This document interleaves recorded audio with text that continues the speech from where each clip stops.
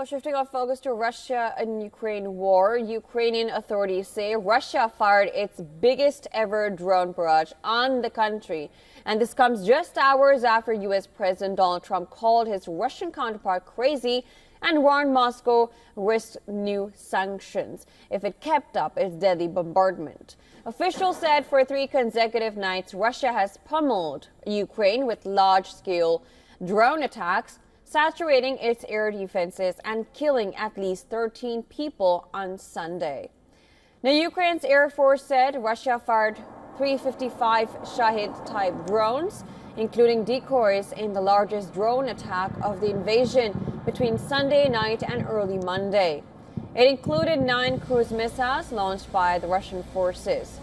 Ukrainian President Volodymyr Zelensky claimed that Russia is counting on a prolonged war. All the more so as Russian strikes are becoming increasingly brazen and large-scale every night.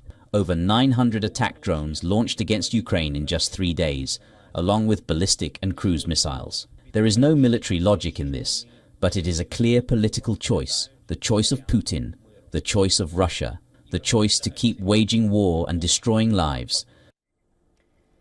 Now, amid the Russian offensive, German Chancellor Friedrich Merz allowed Kiev to attack military positions in Russia, saying there were no longer any range restrictions on arms supplied by Western allies to Ukraine.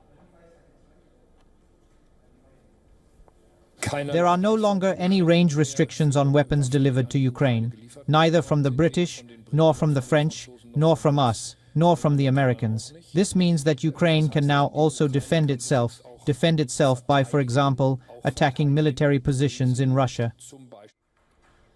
However, the Kremlin said any Western decision to lift range limits on arms delivered to Ukraine would be dangerous and at odds with peace efforts. Earlier, Donald Trump on social media said he always had a very good relationship with Vladimir Putin, but he has gone absolutely crazy. In a rare rebuke of the Russian leader, he also said Putin wants all of Ukraine, not just a piece of it. But if he does that, it will lead to the downfall of Russia. And this after Trump indicated that he was absolutely considering increasing sanctions on Moscow. Now, furthermore, French President Emmanuel Macron said he hopes Donald Trump's anger at Moscow translates into action after a weekend of deadly Russian attacks on Ukraine despite a push for a truce. On a visit to Vietnam, Macron said the U.S. president has realized that Putin had lied to him.